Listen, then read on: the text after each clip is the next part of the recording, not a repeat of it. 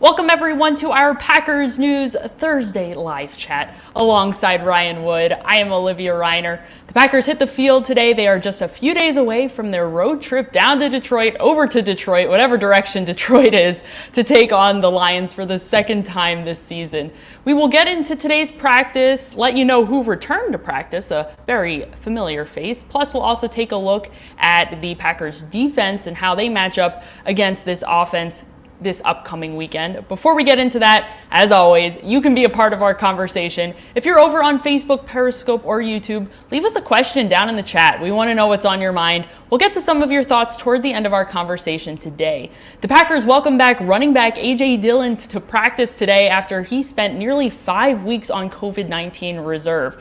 He was present at practice earlier in the week doing some rehab work. However, today was his first official day back. The only precedent that the Packers have to work with here in determining whether or not A.J. Dillon will be active and available for this weekend's game at Detroit is with inside linebacker Chris Barnes. He was the only other player this season who has spent extended periods of time on COVID-19 reserve. And he was active in his first game back that weekend. He came off of COVID-19 reserve on December 1st, and he was active this past weekend, played 11 snaps on special teams against the Philadelphia Eagles. How likely is it that A.J. Dillon will be able to contribute this weekend?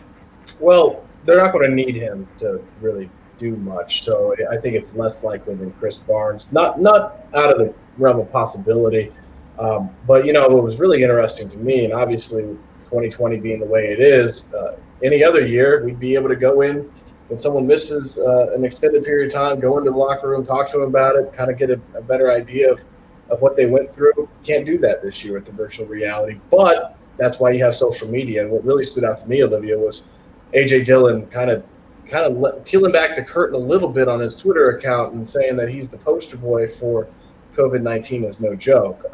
So just the fact that it's been so long, I mean, he hasn't played since November 1st against the Vikings, immediately went on the COVID-19 list right after that game, and hasn't been back until today.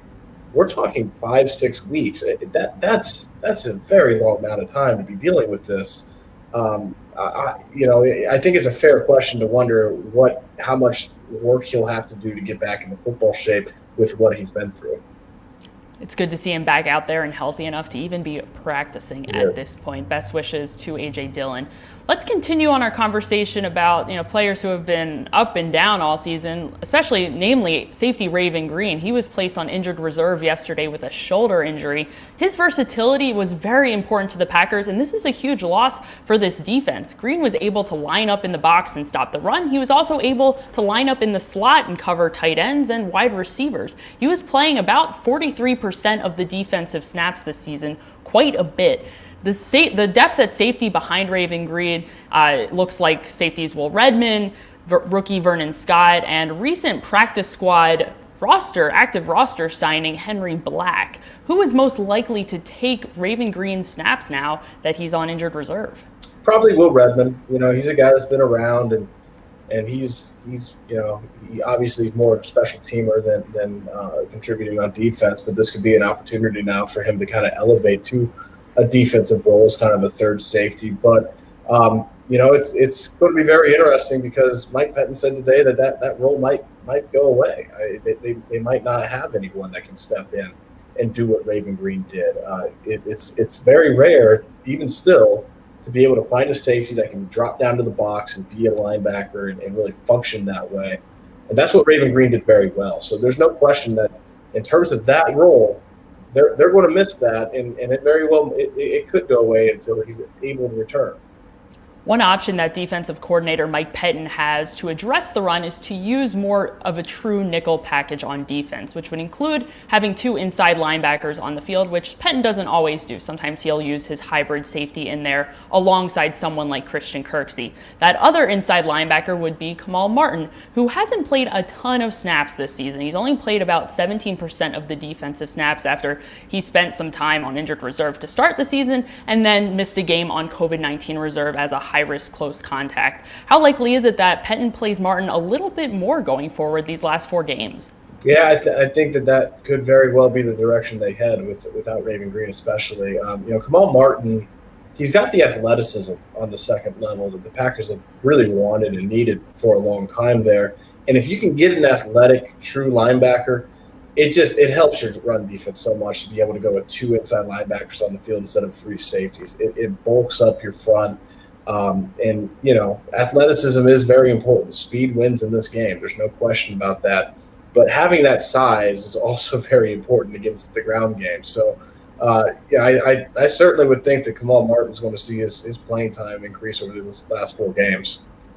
Let's continue along our conversation about the Packers defense by taking a look at what the Packers might be facing this upcoming weekend against the Lions. Before we can get into that, let's take a trip back to week 2 when the Packers faced the Lions home at Lambeau Field. The Packers' run defense had one of their best games of the season against the Lions in week 2. They only allowed 89 yards on the ground. It was just one of 4 games this season that they allowed under 100 rushing yards. Running back Adrian Peterson led the way for the Vikings. He had 41 yards on the ground, which is about what he's been averaging this season. How can the Packers have yet another big day on the ground against the Lions? They got to do what they did last time, which is just be assignment sure and have good gap integrity. They started out not so hot in that first quarter, and the Lions moved it up and down the field. And after that, they really buckled down defensively, and they were able to finish out the last 3 quarters very well. It's going to be interesting, Olivia, considering that going to Ford Field, where the Packers lately have just not played very well in the first half there. So if they're able to start strong, I think that's certainly a big help for this week. But yeah, Adrian Peterson is not what he was even a couple years ago. This could be the first year that he doesn't have a 100-yard rushing game in his career as far as full seasons played. He's got 500 yards right now, 501 yards right now. He's on pace for about 650. That would be by far his fewest in a season. So Father Time is undefeated. It catches up to everybody, and Adrian Peterson, he's 35 years old right now, and he's 2 years removed from his last 1,000-yard season, and it does look like there is some decline starting to set in. With that said, Olivia, Adrian Amos today said, hey, even if a guy like that loses a step, he's still pretty effective. Adrian Peterson does have 4 touchdowns the last 2 games, so he is a guy that they are going to have to key on. He's just not the same that he's been throughout much of his career. Most running backs today would be very happy to be in Adrian Peterson's position, still playing in the NFL at age 35. Not too bad. Let's move over from the run defense and take a look at the Packers pass rush. They're coming off of one of their best games of the season against the Philadelphia Eagles. They had 7 total sacks and they had 10 blitzes total. Pro Football Reference had them down for 10 blitzes on quarterbacks Carson Wentz and Jalen Hurts, including 6 against Jalen Hurts, who came in later in the game. How likely is it that the Packers continue to dial up the pressure against the Lions, especially later in the game, if the Packers happen to pull away? Yeah, that's going to be really interesting to see what they do this week to build off what they did last week, because on one hand, they had 7 sacks. That's a lot. On the other hand, everyone in the world is sacking the quarterback for the Philadelphia Eagles, whoever that is right now. 4 against Carson Wentz in the first half, 3 against Jalen Hurts in the second half. Carson Wentz holds on to the ball a really long time. Jalen Hurts is a rookie. Matthew Stafford is Matthew Stafford. He's a different guy. The quick release will be back this week. So I'm curious to see if they keep it aggressive. If Mike Pettin continues to dial it up against a quarterback that you feel is going to get rid of the ball quicker, and there might be fewer opportunities to just true rush him.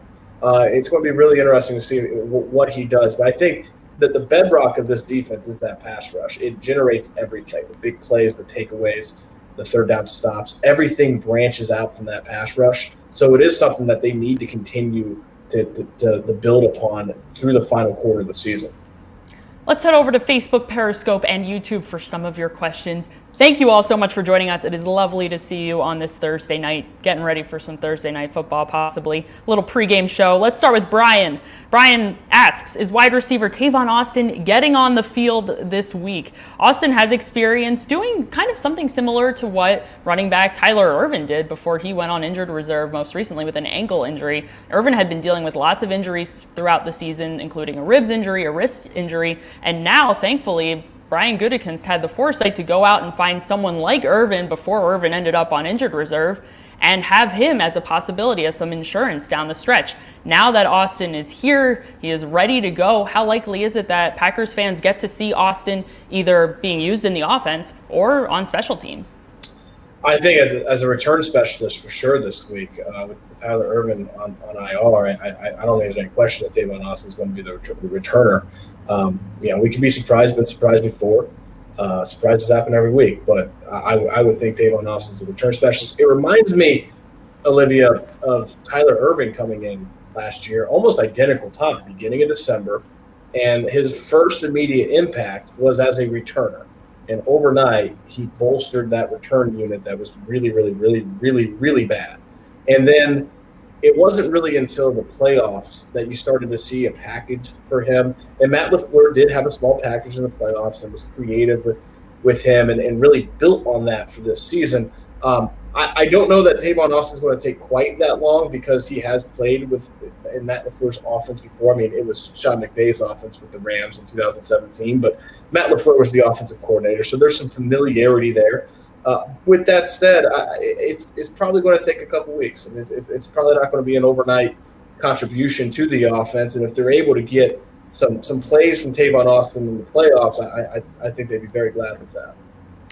In addition to talking about Tavon Austin, John wants to know, when will the Packers fans get to see wide receiver Seth Roberts play? He has been on the practice squad. The Packers picked him up many weeks ago now. He has been there for a little while, and he's been a topic of discussion in our comment section recently because he has 7 years of NFL experience, and he's one of those rare players right now who has all this experience, who is sitting on a practice squad, and he has not been called up for a single game this season. The Packers have called up other wide receivers, including Juwann Winfree, from the practice squad to the active roster for game day. The Packers may or may not need a wide receiver this upcoming week. How likely is it that anytime soon the Packers decide to give Roberts a look?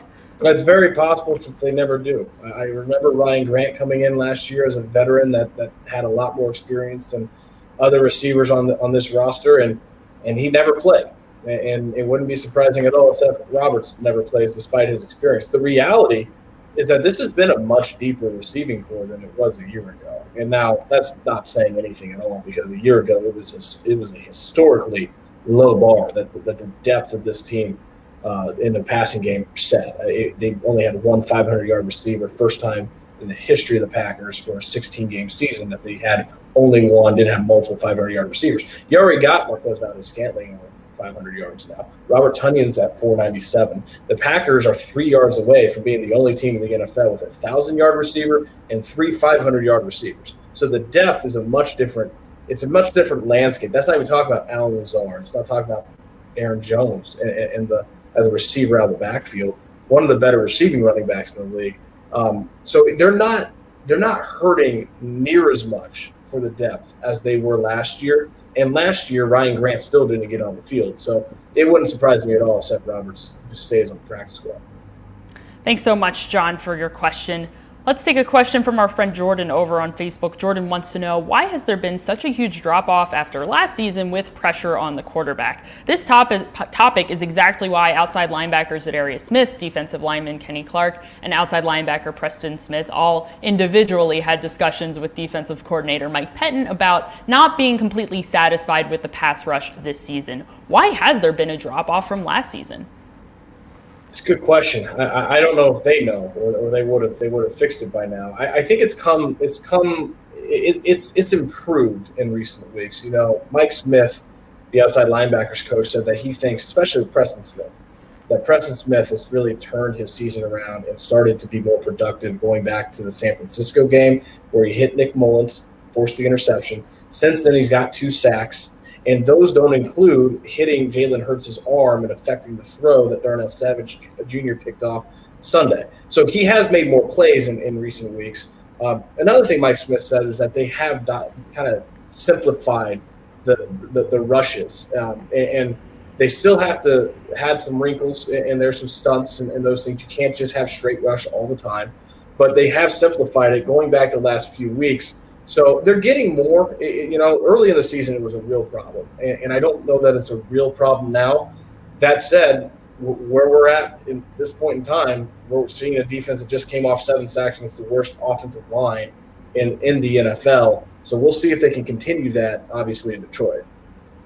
Thank you, Jordan, for your question. We'll hit on this last one quickly here from Antoine over on Facebook as well.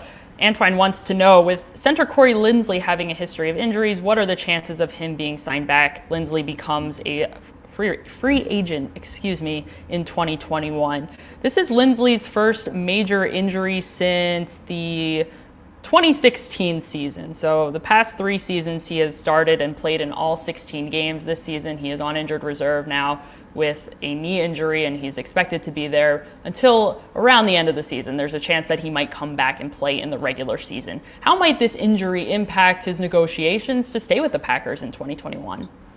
I don't know that the injury impacts it near as much as the depth of this interior offensive line does. And Corey Linsley is a phenomenal center. He really is. He's played up to the contract extension he signed a couple of years ago. Been a really reliable rock in the center of that offensive line. But the reality is that the deepest part of this team very well might be the interior offensive line. With Elton Jenkins, he can play center. Luke Patrick can play center. They've got Billy Turner that can slide inside to guard. They've got a lot of options. John Runyon Jr., another guy that can play guard. They've got a lot of options for those 3 interior spots. And Corey Linsley, because he's so good, because he is a really, really fine player, is going to garner a hefty open market value. There's no question about that. So it's kind of hard to see the fit long-term into the future with him because of the depth of the interior offensive line. This is an area where they can cut costs and still feel pretty good about themselves, even losing a really good center in Corey Linsley.